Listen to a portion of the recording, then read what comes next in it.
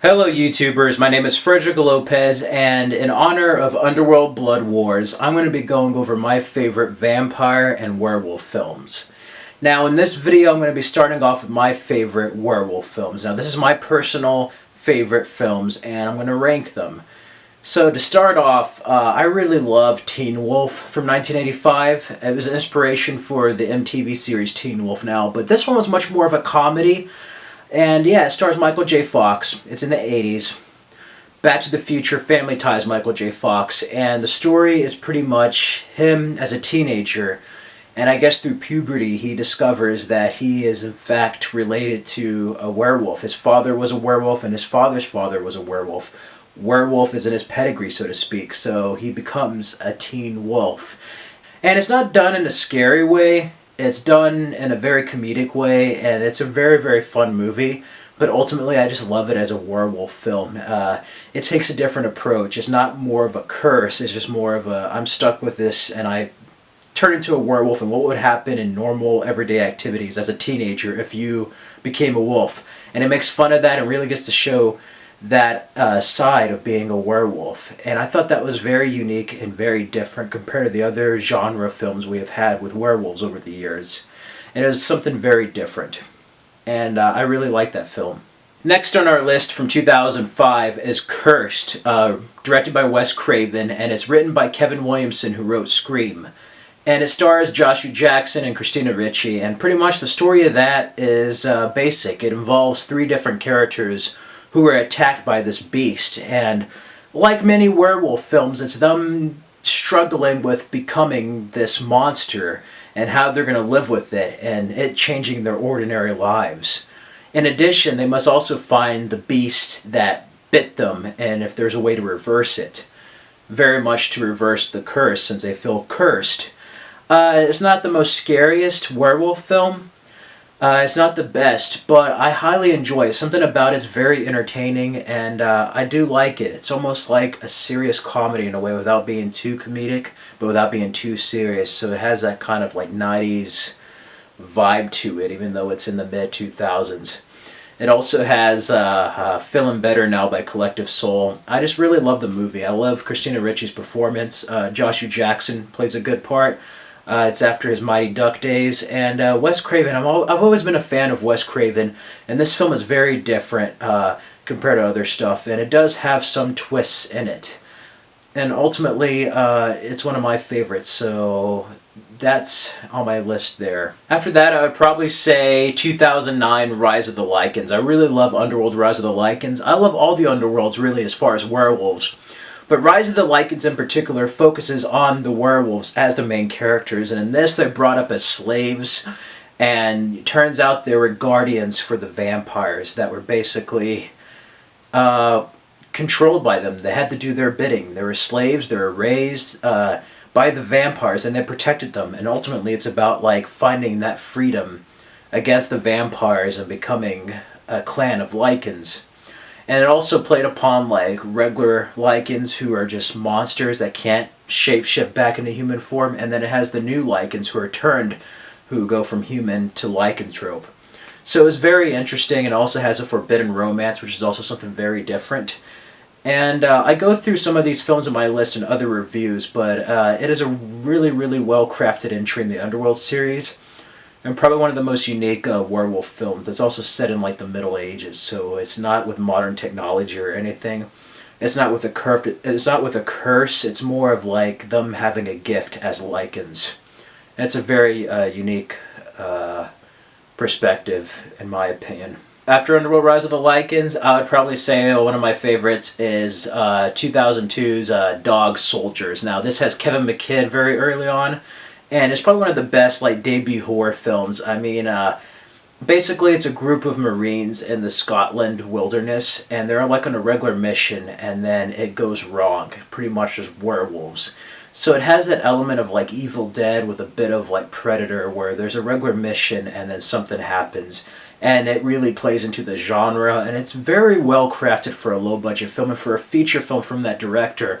Definitely an underrated gem. I remember seeing it on Sundance Channel way back in the day. And it was a good film. And Kevin McKidd, you get to see him before he was on Rome and Grey's Anatomy. So it's a very interesting film. And it's in Scotland, so that's also something new.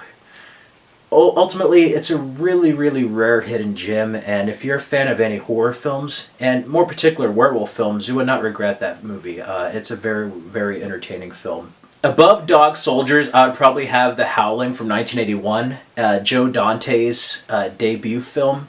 Joe Dante is the director of Gremlins, Small Soldiers, and in The Howling, it pretty much involves like this reporter lady who survives almost a devastating attack, and she decides to go to this town to basically unwind, get her memories back, and just take a break from it all. She survives a near fatal experience with a serial killer, so she goes to this town, and ultimately it's one of those things where a character goes to a town and the town is a little odd and it is not as what it seems on the surface, and it pretty much involves werewolves.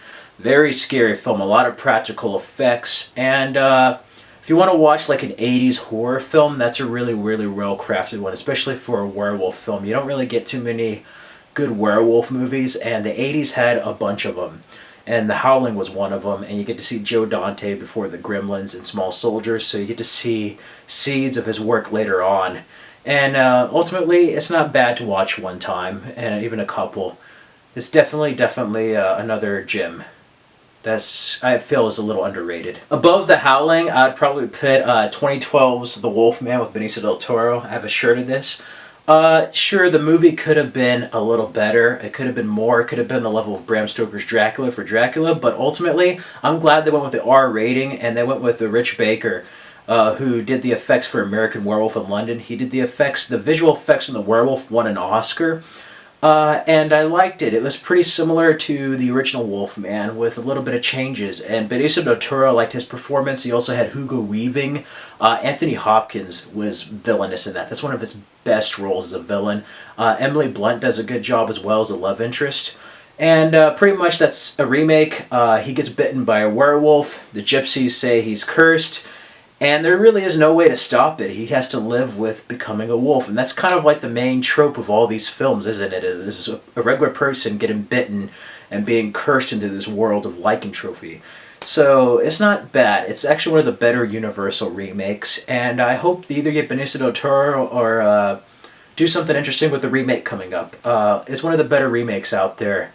And I like the werewolf effects. It's one of the better werewolf films. Has Danny Elfman scoring the music. And yeah, it's not bad to watch at all. It's one of the better remakes. Some great werewolf effects in it. Besides the story and everything, mainly watch it for the action and the effects. That is what really shines in the film. Above the Wolfman remake, I would have 1985's Silver Bullet, based on the Stephen King novel. Now, it has Gary Busey and a younger Corey Haim. Definitely a really, really well-crafted werewolf film. It involves a family, and they live in this town, and pretty much there's this werewolf that's attacking people around town. And they pretty much have to stop it. It's really, really interesting. In a way, it's almost like Salem's Lot or like The Lost Boys, where there's this monster in town, and these regular people, these regular characters are thrown into that world and have to confront it. And again, Silver Bullet refers to the weakness of werewolves, so that Silver Bullet can kill them. Very, very intense, suspenseful film with well-made special effects. Gary Busey's great in it. It's one of his earlier roles before Lethal Weapon. Corey Haim was awesome in the 80s as like a teen actor, and she really shows his range in this film, just like he did in like The Lost Boys and Lucas.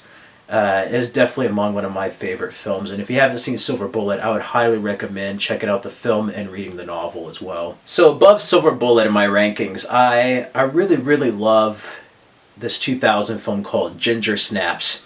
A lot of people my age may have saw it. I saw it on HBO and then like Independent Film Channel way back in like 2001 or 2. It scarred me. It's one of the best werewolf films I've seen in recent memory. It's an independent film, but it pretty much involves like these two death-ridden girls. Like they're just kind of like, they're pretty much like emo girls. They're just like, they're regular teens who just like they could commit suicide, do something crazy. They're basically just two chicks, two teenage girls. And they're interesting characters by themselves. Well, anyways, the plot thickens when one of them gets bitten by a werewolf. And they start seeing the effects of that, much like every other film on this list. Anyway, it's interesting because the title kind of gives it away about ginger snapping.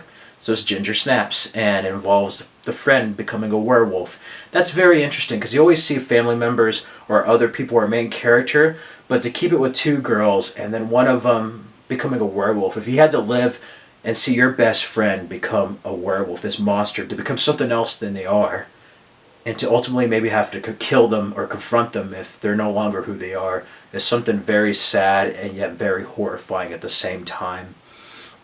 And I really love that film. It's a very, very, very rare hidden gem, and it's a cult classic. If you haven't seen Gingersnaps, I recommend seeing it. It also has a couple of sequels, but none can beat the original. The original is such a great film, and one of my favorite werewolf films of the 21st century. Okay, above Gingersnaps in my ranking, some people may have heard this film. I saw it when I was real little. It's directed by Mike Nichols, but it's a 1994 film called Wolf, with Jack Nicholson, Michelle Pfeiffer, and Jane Spader. It pretty much involves Jack Nicholson as his character, and again, he gets bitten by a werewolf. I know this sounds repetitive, but this one's really good. And besides dealing with his werewolf abilities and becoming this monster, he has to find the werewolf who bit him. There's a romance involving Michelle Pfeiffer, and there's also a villain role of Jane Spader being the other wolf, and there's a great, great climax. Ultimately, the actors and the direction is what drives this film, and Jack Nicholson is in one of his most underrated and best roles, in my opinion, as this wolf character. I mean, he has the look down-packed. Michelle Pfeiffer's great. You get to see Catwoman and the Joker. It's our first movie since The Witches of Eastwick, and that fight with Jane Spader is just great. It's one of the earlier roles I saw him as a villain. And ultimately, it's a very, very, very enjoyable film. And underrated. I feel like it's overlooked. If you definitely haven't checked out Wolf and you need to watch something that's a little bit lighter, not too scary or gory, I'd definitely check it out. I mean, it does have its moments, but it's a very atmospheric film and one of the most underrated Mike Nichols films, in my opinion. Definitely, it's a really, really well-crafted werewolf film. And it was set in modern times, so it's set in the 90s, so that's another interesting aspect. And so you get to see a regular person, kind of like Cursed, dealing with this in the modern world. Above Wolf, I would probably have the original 1941 Wolfman starring Lon Chaney Jr. I mean, much like Bela Lugosi's Dracula, this set up the role for werewolf films. The effects were practical. I mean, you just seen that scene in Beethoven where the dog's watching the transformation, but it's an actual film.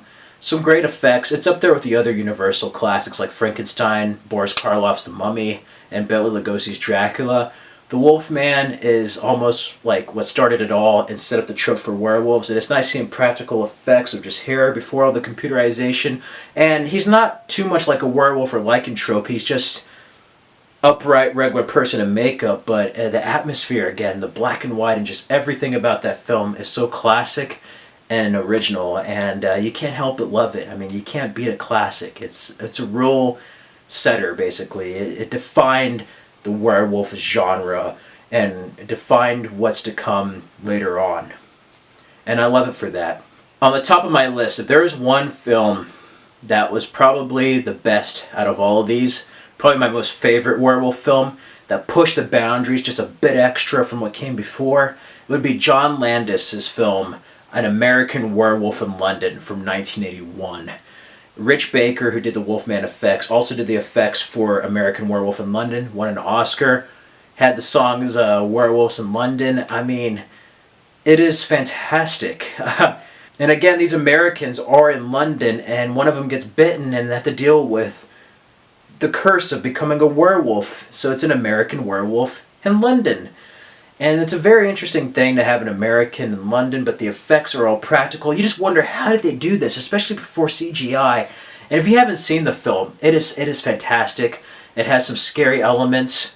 There's thrills, there's great effects, a strong story, strong characters, and it's one of John Landis's best films. He also directed the Thriller music video. Because of this film, Michael Jackson wanted him and the visual effects makeup people to do the Thriller music video.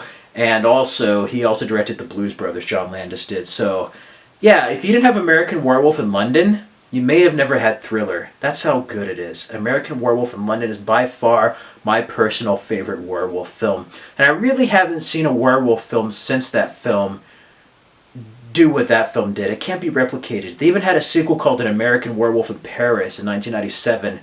And even though the genre and tone was different and had a different director and writer, it couldn't copy the formula and the feeling of An American Werewolf in London. American Werewolf in London is lightning in a bottle. And I would love to see Max Landis, the son of John Landis, I'd like to see his work on the remake of An American Werewolf in London. But so far, nothing has come close to the brilliance and quality of An American Werewolf in London in werewolf films. I've seen it approach in different ways, where there's Underworld with action, the CGI, and werewolf effects in different scenarios, but American Werewolf in London just had everything, and the practical effects go a long way, and that is why it is my favorite werewolf film out of these lists, my personal favorite.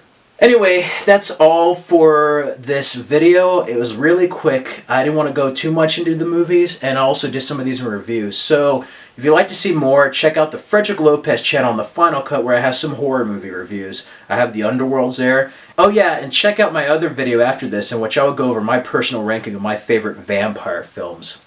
Anyway, that is all for me, Frederick Lopez. Be sure to check those out. Check out my review for Underworld Blood Wars later. And yeah, tell me in the comments, what do you think? Do you agree with this list? This is my personal favorite, but do you have some favorites that weren't mentioned? If you saw a favorite of yours under this list, let me know in the comments below. What were your favorite scenes? What's your favorite werewolf films? Just anything. Just let me know in the comments below, and I hope you have a wonderful day. Thank you for watching this video, and tune into my channel for more. Like, comment, subscribe. Enjoy.